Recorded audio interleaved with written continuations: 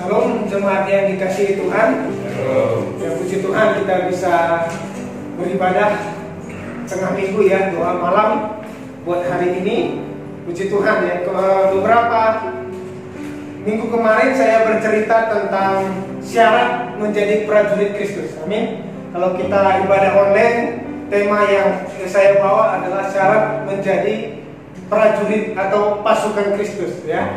Nah, prajurit Kristus itu digambarkan seperti TNI atau Tentara Nasional Indonesia. Ya, kita punya TNI, Tentara Nasional Indonesia, ya, Tentara Nasional Indonesia. Ya, saudara. Nah, Tentara Nasional Indonesia ini bertugasnya apa? Ya, bertugasnya itu menjaga kedaulatan negara Republik Indonesia. Bila mana ada yang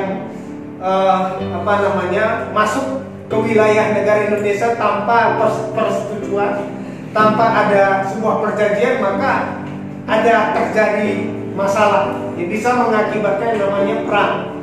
Ya, kalau saya bahas itu namanya waktu kemarin itu zona ekonomi eksklusif. Ya, ada 200 mil jaraknya dari bibir pantai. Kalau ada yang menangkap ikan di wilayah perairan Indonesia itu langsung ada sebuah masalah, problem ya.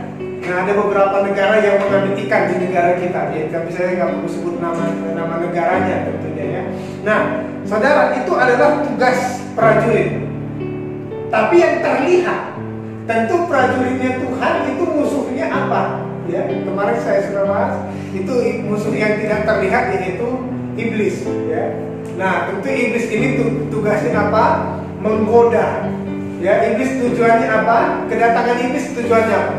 Yohanes 10:10 mengatakan menghancurkan, membunuh dan membinasakan. Ya, itu tugas iblis. Ya, bahkan Tuhan Yesus juga dicobai, baik melalui tawaran kehidupan mengenai makan, ya ubahlah batu ini menjadi roti. Yang kedua melalui tawaran kekayaan di dunia, boleh aku serahkan semua dunia ini kepadamu asal engkau menyembah aku. Dia berkata kepada Tuhan Yesus. Ya, begitu juga Tuhan Yesus dicobai waktu ketika kemahakuasaannya, dia punya kuasa tapi dia diuji kemahakuasaannya. Lompatlah dari bumbungan yang paling tinggi. Ya. Kalau engkau lompat maka malaikat akan menopang engkau. Tapi Yesus tidak mau mengikuti apa yang dikatakan iblis. Ya. Jadi poin pertama ciri seorang prajurit Kristus yang waktu itu pertama yang saya kasih tahu adalah seorang prajurit itu adalah siap menderita.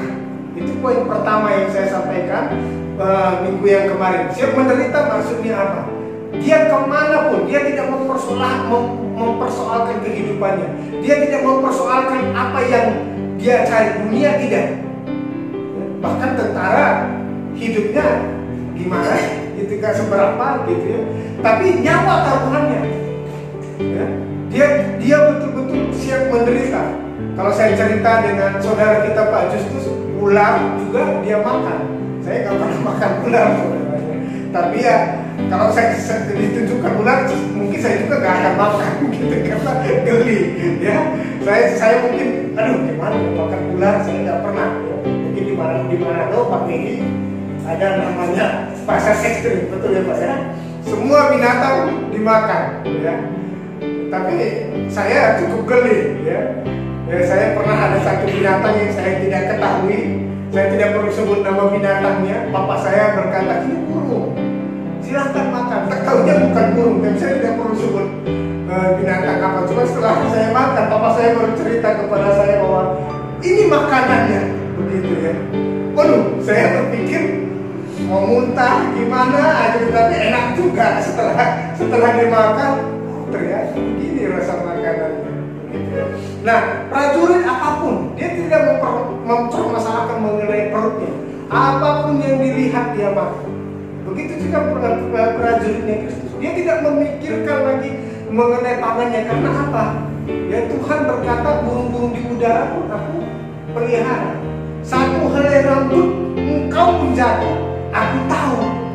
Gitu ya. Kita kalau ngisi, kita hitung rambut kita yang jatuh, tentu tidak. Tapi Tuhan tahu. Berapa banyak rambut kita, Tuhan tahu. Kita nggak pernah hitung jumlah rambut kita. Itu Tuhan tahu. Begitu Tuhan peduli dalam kehidupan kita.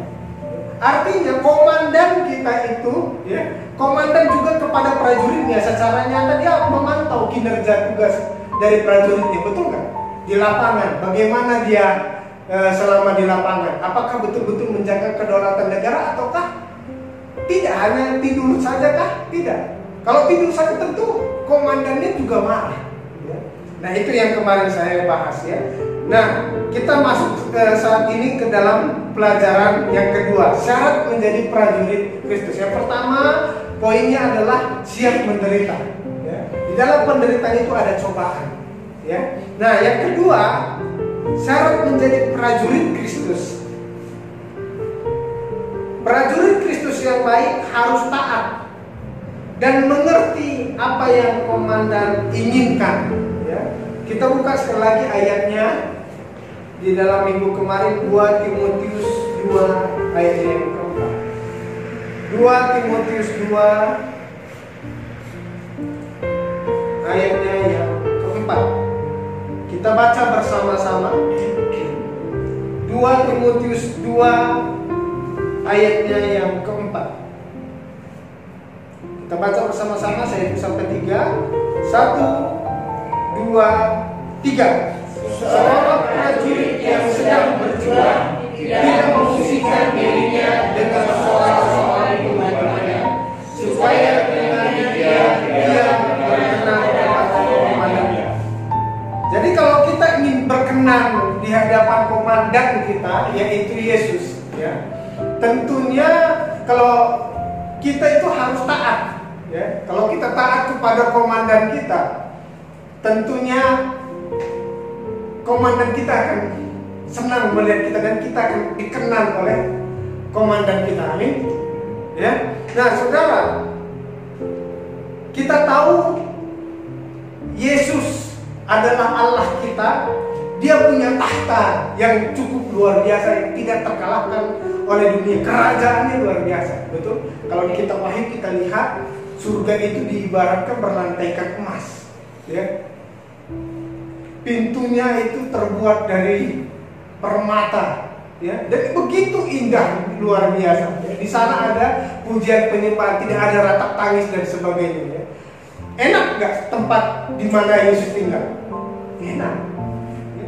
Tetapi dia taat, dia ingin menjelma menjadi manusia. Bukan berarti dia meninggalkan surga, karena Allah itu adalah omnipresence, di mana-mana ada. Ya. Tetapi dia menjelma menjadi manusia, taat sampai mati. Ya. Dia taat untuk menebus kita manusia. Amin. Ya. Begitu juga seorang tentara. Ya. Dia harus siap ditempatkan di mana-mana, seolah-olah haknya itu diambil oleh negara. Contoh, katakanlah saat berlatih di medan perang, ya, dia mengutus tentara tersebut berlatih di medan perang. Lalu tidak boleh membawa istri atau anaknya, betul nggak? Masa ketika dia berperang, pas lagi perang dia menggendong anaknya? Tidak mungkin, begitu ya. Dia harus meninggalkan istri dan keluarganya. Ya. Dia meninggalkan anaknya mungkin dalam beberapa bulan atau setahun atau 2 tahun. Harus mentaati, haknya itu diambil oleh negara. Ya. Dia harus taat. Ya. Nah, dia juga harus mentaati sumpah prajurit. Ya. Sumpah, ada sumpah, yaitu menjaga ideologi negara Republik Indonesia, yaitu Pancasila. Ya. Dan haknya itu tidak boleh lagi mementingkan dirinya sendiri, tetapi mementingkan negara. Sama dengan kita. Ya. Kita itu tidak boleh mementingkan diri kita sendiri. Tentu firman Tuhan mengatakan seperti itu. Ya, hak kita itu sudah diambil oleh Tuhan, bukan untuk diri kita sendiri. Kita hidup bukan untuk diri kita sendiri. Ya, kita hidup, kita menghasilkan uang. Uang yang kita punya itu adalah pemberian dari Tuhan. Amin. Ya, pemberian dari Tuhan. Dan itu kita buat untuk bukan kepentingan diri kita, tetapi untuk kepentingan pekerjaan Tuhan. Coba kita lihat di dalam Filipi pasalnya yang kedua, ayatnya yang ketiga sampai dengan keempat. Filipi pasalnya yang kedua, ayatnya yang ketiga sampai dengan keempat. Filipi pasal 2 ayatnya yang ketiga sampai dengan keempat. Kita baca bersama-sama Filipi 2 ayat yang ketiga sampai 4. 1, 2, 3. Dengan tidak mencari kepentingan sendiri atau puji-pujian yang sia-sia, sebaliknya hendaklah dengan rendah hati seorang menganggap yang lain lebih utama daripada dirinya sendiri, dan janganlah tiap-tiap orang hanya memperhatikan dirinya sendiri, tetapi mengenal orang lain. Jadi tujuan hidup kita, tujuan hidup seorang prajurit itu bukan untuk diri. Dia siap mati buat negara, betul nggak? NKRI harga mati. Begitu juga kita mengikuti Yesus, betul nggak? Kita pada itu musim virus corona berani datang ke gereja, betul? Bukan karena online memang bisa disebar, ya. Tapi kita takut mati. Ya. Ini tentara Kristus tidak takut mati. Ya. Saya sama Pak Doni siap. Ya. Dengan gimana pun, ya, apapun tantangannya, tapi kita percaya jangan sampai begitu ya. Kita berdoa jangan sampai. Tetapi apakah kita harus meninggalkan komandan kita, mendengarkan firman Tuhan dengan sungguh-sungguh? Apakah hanya online saja cukup? Tentu tidak. Di Alkitab mengatakan di Perjanjian Lama kita harus datang ke sinagog.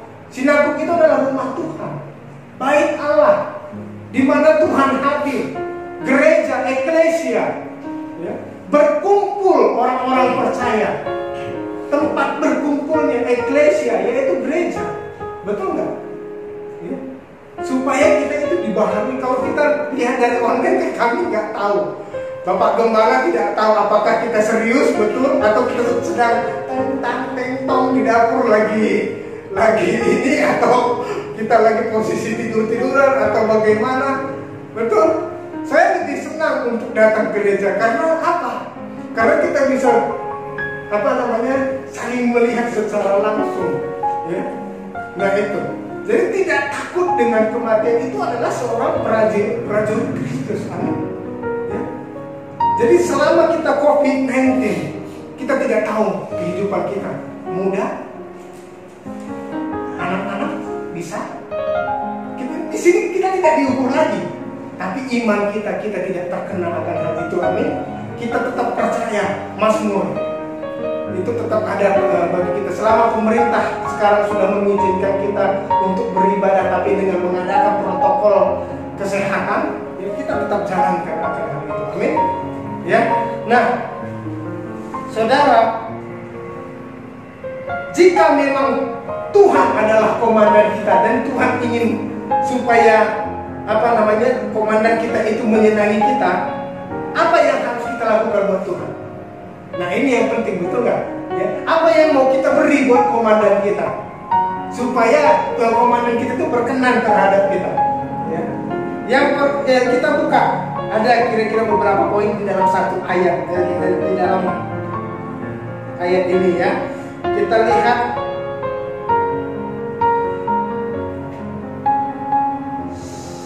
Ulangan 10 ya, coba ya saya lihat ya, Ulangan 10 ayat 12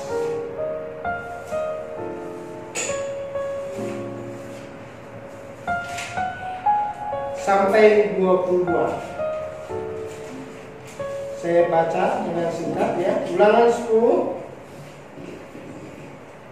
ayat 12 sampai 22. Ayat 12 saja ya. Jadi inti dari semuanya ayat 12 saja. Kita coba lihat. Ulangan 10 ayat 12 saja ya, terlalu panjang ya. Sampai 13. Ayat 10 ayat 12 sampai 13 dikatakan seperti ini. Maka sekarang hai orang Israel, apakah yang dimintakan daripadamu oleh Tuhan Allahmu selain dari takut akan Tuhan Allahmu, hidup menurut segala jalan yang ditunjukkannya, mengasihi Dia, beribadah kepada Tuhan Allahmu dengan segenap hatimu dan dengan segenap jiwamu. Yang ke-13, berpegang pada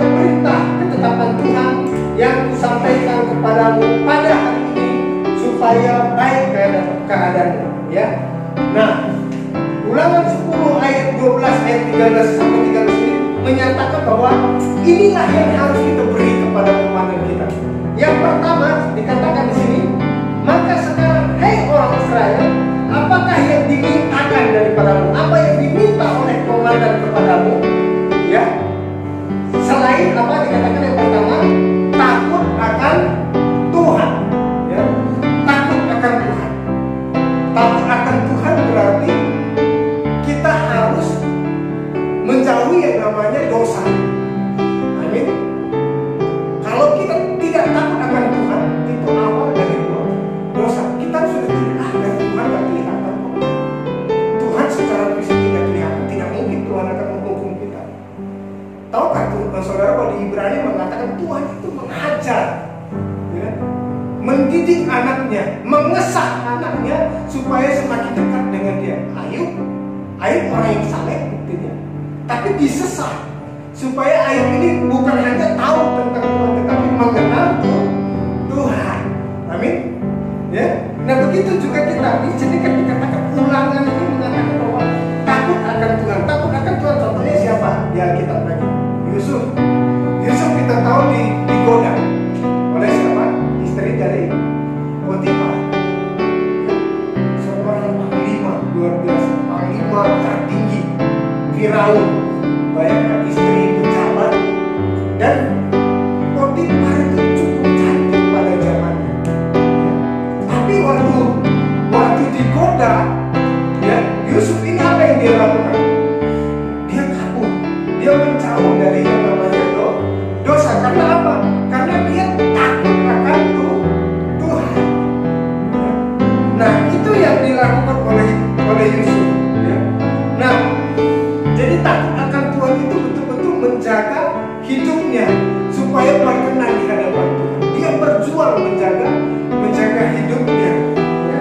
Yang kedua dikatakan di situ, ya, jika kita yang menyenangi di hadapan Tuhan, dikatakan setelah kita takut akan Tuhan, hidup menurut segala jalan yang ditunjukkannya. Ya.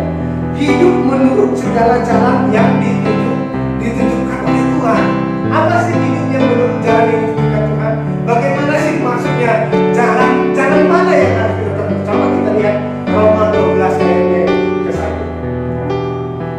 Roma 12 ayatnya yang ke 1.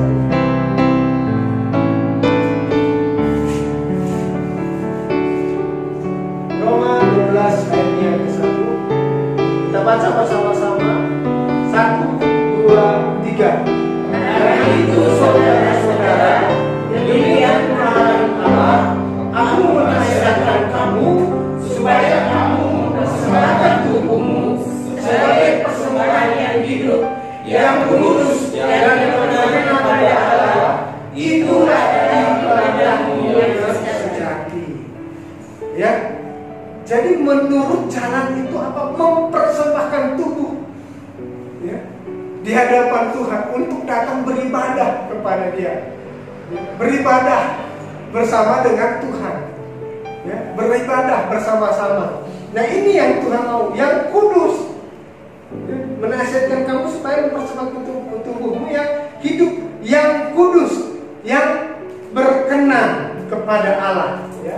Nah itu, jadi kita itu menuruti, ya, menuruti jalannya Tuhan itu yang kudus, yang betul-betul berkenan. Hidup kita itu kita persembahkan. Itu yang paling utama. Kalau kita sudah mempersembahkan hidup kita kepada Tuhan, kita menyadari bahwa semua yang kita miliki ini adalah semua berasal daripada Tuhan. Jadi hidup kita tidak mementingkan diri kita sendiri lagi, tapi mementingkan orang banyak. Saya punya cita-cita, punya visi. Bagaimana supaya hidup saya ini bisa menjadi berkat. Saya berkata kepada istri saya, kita mungkin belum bisa menjadi berkat secara materi, tetapi selama kita mampu secara materi kita tidak bisa lebih, tetapi kita bisa jadi berkat. Melalui apa? Melalui diri kita, melalui kita membagikan firman Tuhan, bersaksi. Jangan sampai orang itu memandang kita ada yang salah. Nah, itu yang harus kita pikirkan, ya. Nah, Terus apalagi dikatakan di ayat tadi Ulangan? Dikatakan setelah hidup menurut segala jalan yang ditunjukkannya, dikatakan mengasihi Dia, ya, mengasihi Dia. Dia di situ huruf besar, ya, mengasihi Tuhan. Ya. Jadi selanjutnya yang kita lakukan adalah menyenangi komandan kita, mengasihi komandan kita, mengasihi Tuhan. Bagaimana sih kita mengasihi Tuhan? Contoh apa yang kita lihat mengasihi Dia, mengasihi Tuhan? Kalau kita mengasihi istri kita apa? Yang Tuhan, istri kita kalau kita kasih apa? Perhatian, betul nggak? Perhatian. Kedua apa? Memberikan kasih sayang, betul? Yang ketiga uang belanja, ya kan? Ya, itu wajib. Ya, dari buku sudah begini dari belakang. Ya, nah selanjutnya apa lagi? Yang paling penting apa? Setia, betul? Setia pada pasangan, jangan setia tikungan ada, ya. Tapi setia, amin. Ya. Itu yang diminta oleh pasangan. Ya. Semua pasangan pasti membutuhkan akan hal itu. Ya, nah, jadi kita harus setia, sama dengan Tuhan. Kita harus perhatian, ya. Memberikan apapun yang kita miliki. Memberikan uang, ya, tapi bukan Tuhan. Tuhan memang sumber uang, tetapi uang itu dipakai untuk memperlebar pekerjaan Tuhan. Ya. Nah, ada kasih sayang. Nah, itu kita harus beri kasih kepada Tuhan. Ya. Nah, contohnya siapa? Paulus. Ya. Paulus mengatakan hidup adalah untuk Tuhan, mati adalah sebuah keuntungan. Jadi hidupnya dia serahkan, dia memberitakan Injil. Ya, dia kaya dulu. Ya, dia menjadi orang yang ternama, betul orang ternama. Komandan juga dia, betul, kepala yang mengepalai kaum Sanhedrin yang memburu orang-orang Kristen. Betul-betul orang yang pemangku jabatan paling tinggi juga saat itu. Tetapi dia tinggalkan setelah dia mengenal Tuhan. Akhirnya dia mengasihi Tuhan. Dan dia tidak takut mati. Lihat Petrus, 12 muridnya mati. Dia berani memberitakan Injil, bayangkan. Petrus mati di salib terbalik, bayangkan. Bahkan beberapa muridnya matinya menyeramkan. Tapi untuk siapa? Untuk Tuhan. Amin. Saya pernah suatu kali waktu cerita ada di kampus, siapa mahasiswa yang rindu pergi ke Lata-Lata? Ya, Lata-Lata itu adalah dibantainya orang Kristen. Ya, kalau datang ke sana seorang hamba Tuhan, harga kepala hamba Tuhan adalah 100 juta, gitu ya. Jadi siapa kalau ada hamba Tuhan masuk dan ketahuan masuk membawa orang yang berpindah agama masuk lagi kepada Kristen saat itu harga kepalanya 100 juta. Ya, nah itu terdapat di posisinya kalau nggak salah saat itu cerita Halmahera. Ya, dia di tengah-tengah laut saat itu. Dan sekarang ini sudah dibagi ada Lata-Lata Selatan, ada Lata-Lata Utara saat itu. Saya tunjuk tangan, saya kan tunjuk tangan, cuma saya datangin orangnya. Cuma saat itu bukan saya yang diutus jadinya, gitu ya. Ada satu orang, saya minta, ya. Saya tidak takut dengan harga kepala saya yang 100 juta. Kenapa? Karena ada Tuhan. Saya percaya Tuhan melindungi saya. Jadi kenapa kita tidak perlu takut? Ya. Nah begitu juga akan hal ini, ya. Nah, saudara, terus selanjutnya apa? Dikatakan situ. Kalau Ulangan ini dikatakan setelah mengasihi Dia, beribadah kepada Tuhan, ya, beribadah kepada Tuhan. Nah, dengan segenap hatimu dan dengan segenap jiwamu, ya. Nah, beribadah dengan segenap hatimu dan dengan segenap jiwa, maksudnya apa sih, Pak? Ada orang beribadah ingin supaya dia diberkati di gereja. Gereja ingin memberkati dia. Nah, ini mau berbicara pada motivasi.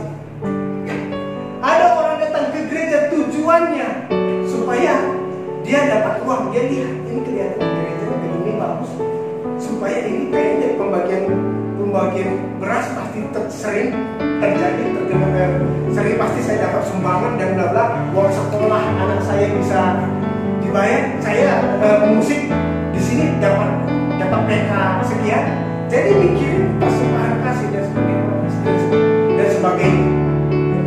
Tujuan ibadah bukan itu.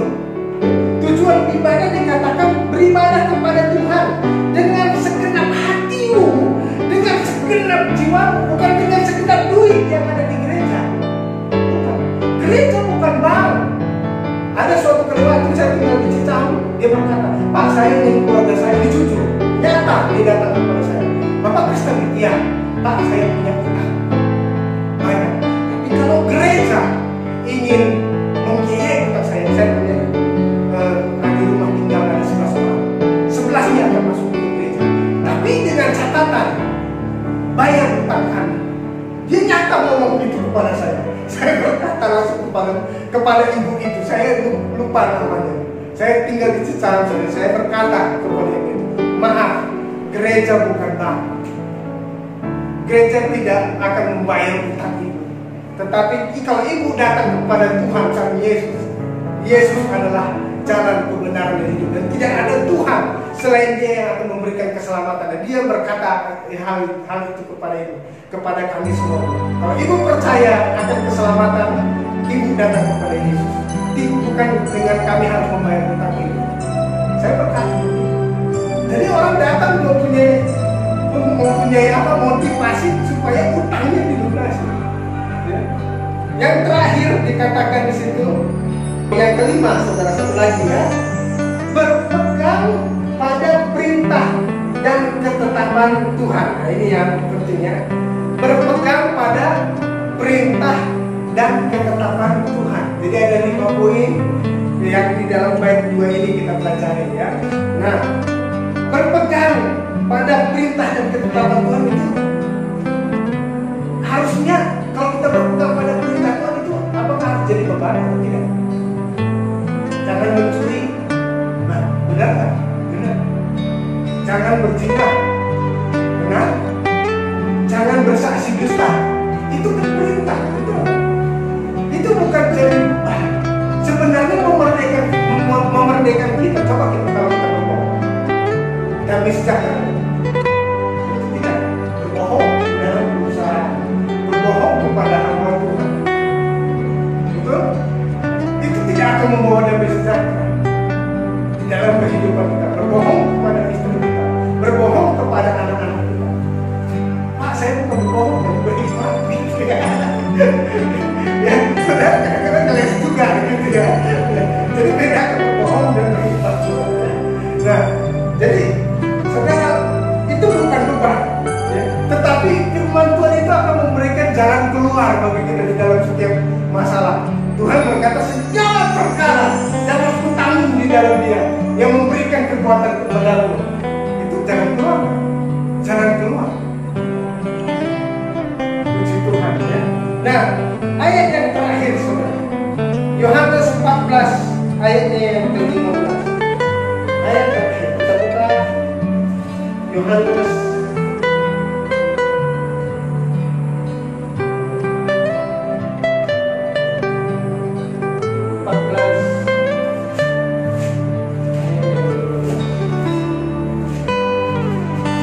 14 ayatnya yang ke-15. Kita baca bersama-sama, 1, 2, 3. Kalau kamu mengasihi aku, kamu akan menuruti segala perintahku. Amin. Jadi kita harus berjuang sebagai prajurit Tuhan. Yang pertama, prajurit Tuhan itu siap menderita. Yang kedua, dia harus taat dan mengerti apa yang dikatakan komandannya, ya, supaya komandan kita itu kita taat dan komandan kita itu berkenan kepada kita. Itu terdapat di dalam Ulangan 10 ayat 12 dan 13 dikatakan, takut Tuhan, menuruti segala caranya yang ditentukannya, mengasihi Tuhan, beribadah kepada Tuhan, berpegang pada perintah dan ketetapan Tuhan. Amin. Ya. Dan masih ada poin ketiga, tapi nanti kita lanjutkan di berikutnya. Amin. Penutup bagi ilustrasi bagi Anda saat ini adalah Tuhan ingin melatih kita untuk menjadi lebih baik. Amin. Berjuang. Ibarat seperti Raja Wali, anak Raja Wali ketika dia mau terbang, saudara, belajar terbang, itu biasanya induk Raja Wali itu mengelempar dulu anak. Sengaja. Dia suruh dia, waktu dia nggak bisa terbang, anaknya itu berusaha, dia mau jatuh, induknya langsung mati. Dia angkat lagi ke sana. Begitu juga ke Raja Wali tersebut, dia dorong lagi anaknya dari sana. Dia buat ketidaknyamanan. Ya. Lalu anak Raja Wali ini terus mengepakkan sayapnya. Akhirnya anak Raja Wali ini akhirnya bisa terbang. Tapi dia dorong dulu. Sama seperti Tuhan. Tuhan memproses kita lewat dari 5 poin yang terdapat di dalam buah ini. Ya, poin kedua. Ya. Nah, kita itu diproses oleh Tuhan untuk menjadi lebih baik. Ya. Apapun yang terjadi dalam hidup kita, ketidaknyamanan yang terjadi dalam hidup kita adalah proses supaya kita bisa terbang.